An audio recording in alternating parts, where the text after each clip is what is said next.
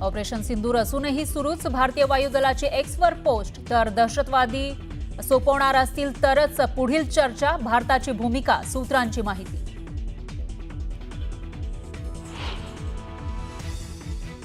भारत पाक शस्त्रसंधीमध्ये अमेरिकेची मध्यस्थी नाही. 10 मे रोजी पाकिस्तानच्या डीजीएमओनंच संपर्क साधला.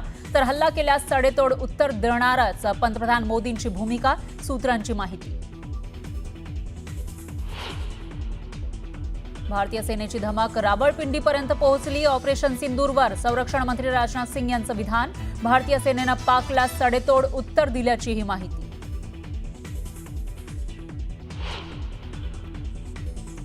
ब्रह्मोस मिसाईलची ताकद काय, हे पाकिस्तानला विचारा. ऑपरेशन सिंदूरमध्ये भारतीय सेनेनं ब्रह्मोस मिसाईल वापरल्याचा योगी आदित्यनाथ यांचा दावा.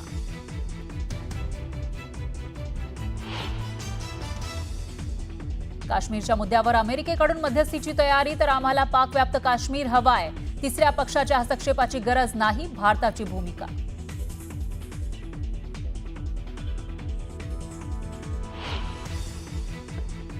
विरोधी पक्षनेते राहुल गांधींचं पंतप्रधान मोदींना पत्र. ऑपरेशन सिंदूर आणि पहलगाम हल्ल्यावर चर्चेसाठी संसदेचं विशेष अधिवेशन बोलावण्याची मागणी.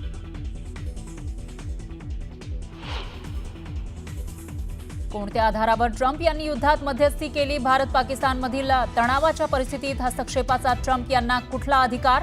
खासदार संजय राऊतांची सरकारवर टीका.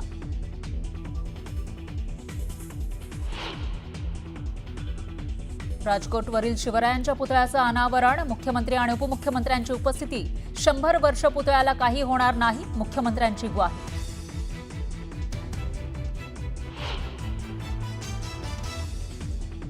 नाशिक शहरात वादळी वाऱ्यासह मुसळधार पावसाला सुरुवात. सलग 5व्या दिवशी पावसाचा फटका. वादळी वाऱ्यामुळे अनेक ठिकाणी नुकसान.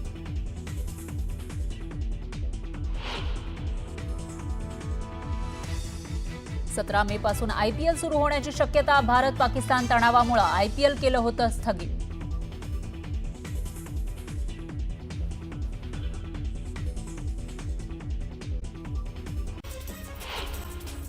कणकवलीच्या गोवर्धन गोशाळेचं उद्घाटन करण्यात आलं. मुख्यमंत्री देवेंद्र फडणवीस यांच्या शुभ हस्ते हे उद्घाटन पार पडलं. भारतीय ट्रॅव्हल्स एजन्सी असोसिएशनकडून तुर्की आणि अझरबैजान विरुद्ध कडक भूमिका घेण्यात आली आहे. भारतीय पर्यटकांना या दोन देशात प्रवासासाठी जाऊ देणार नसल्याची भूमिका घेण्यात आली आणि या दोन देशांनी पाकिस्तानला पाठिंबा दिल्यानं हा निर्णय घेण्यात आला. नंदुरबारमध्ये पोषण आहाराचा दरीत कोसळलेल्या ट्रकला बाहेर काढण्यासाठी गेलेल्या क्रेनचाच विचित्र अपघात झाल्याचा व्हिडिओ समोर आलाय.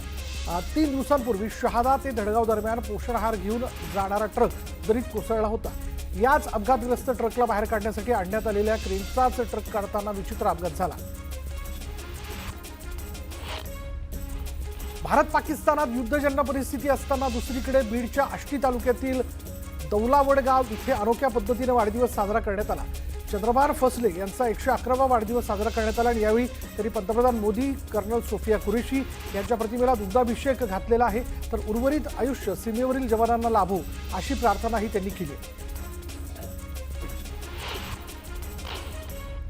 महाड तालुक्यातील म्हाप्रळ पंढरपूर या मार्गावरील महाड ते म्हाप्रळ या मार्गावरील कामं गेल्या 5 वर्षांपासून कासोगतीनं सुरू आहेत. खोदकाम आणि जुन्या मार्गावर पडलेले खड्डे, नागरिकांना त्रास सहन करावा लागतो या खड्ड्यांचा आणि त्याचंच अवकाळी पावसामुळे रस्त्यावर चिखल झाल्यानं वाहनांची चाकं रुतून बसत असल्यानं नागरिकांनी संताप व्यक्त केला.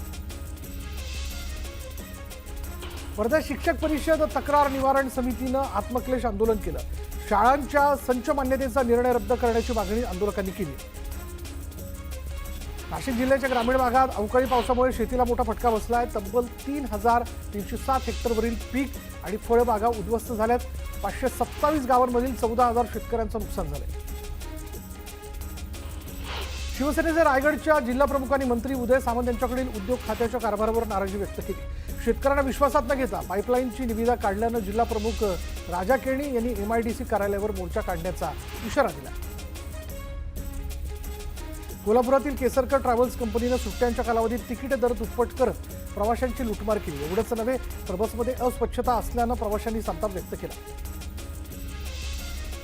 मावळमध्ये कृषी विभागाकडून उपविभागीय स्तरीय कार्यशाळेचं आयोजन करण्यात आलं. खरीप हंगामात कारवाईची कारवाईची कामं जी आहेत ती याविषयी कृषी अधिकाऱ्यांची कार्यशाळा घेण्यात आली आणि खरीप हंगाम कार्यशाळेत माती परीक्षण महत्त्व, बीज प्रक्रिया, फळबागेमध्ये CRA टेक्निकचा वापर या विषयावर सादरीकरण केलं गेलं. धुळे शहरातील कचरा समस्येमुळे नागरिक हैराण झालेले आहेत. शहरातील अनेक भागांमध्ये घंटागाड्या वेळेवर येत नसल्यानं शहरात कचऱ्याची समस्या गंभीर बनली आहे आणि त्यामुळे घंटागाड्यांची संख्या वाढवण्याची मागणी आता स्थानिकांकडून करण्यात येते.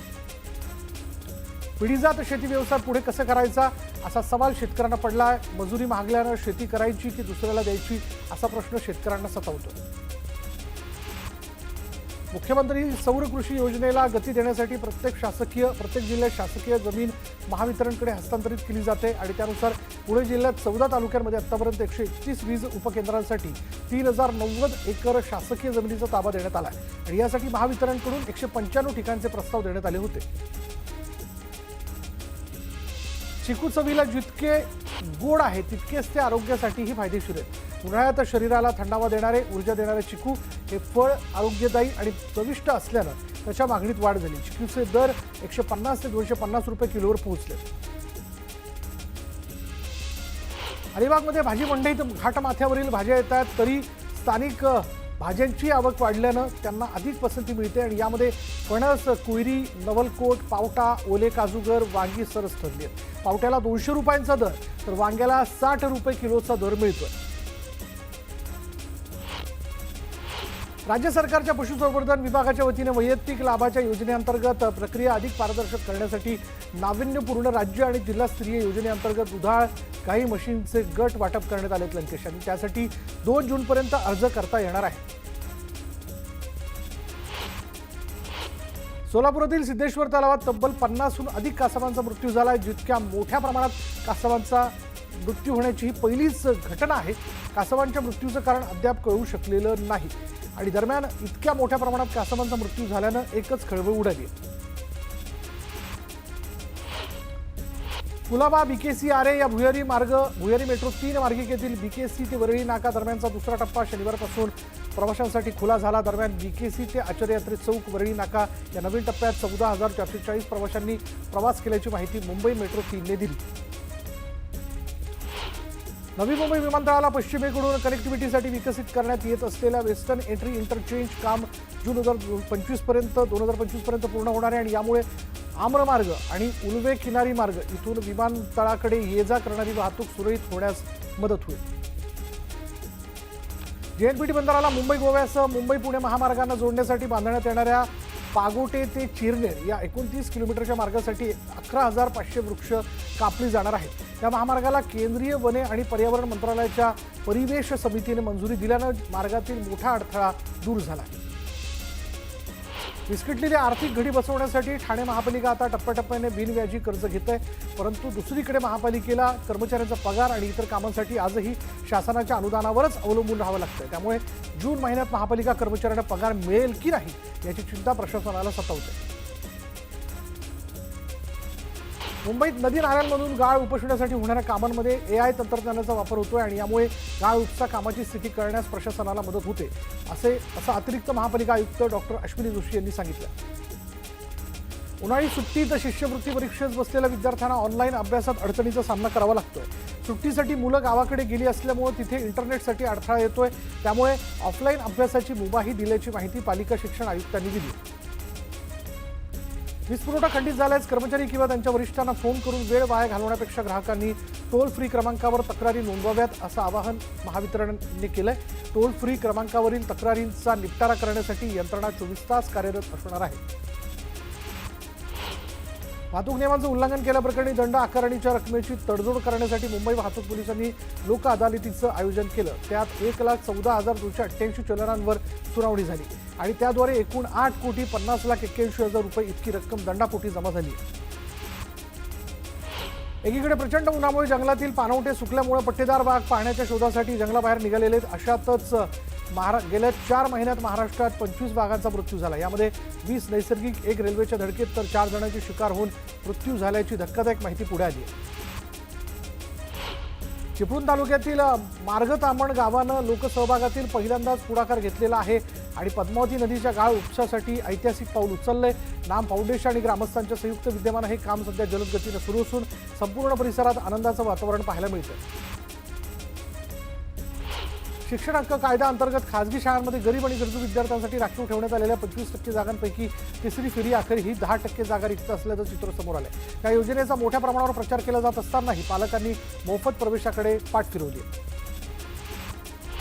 भारत पाकिस्तानातील तणाव युद्धविरामामुळे निवळण्याची शक्यता निर्माण झाल्यानं पुढे ढकलण्यात आलेल्या सीए परीक्षांच्या सुधारित तारखा जाहीर करण्यात आल्या. आता या परीक्षा 16 ते 24 मे दरम्यान घेण्यात येतील अशी घोषणा institute of chartered accountants of इंडियाने दिली आहे.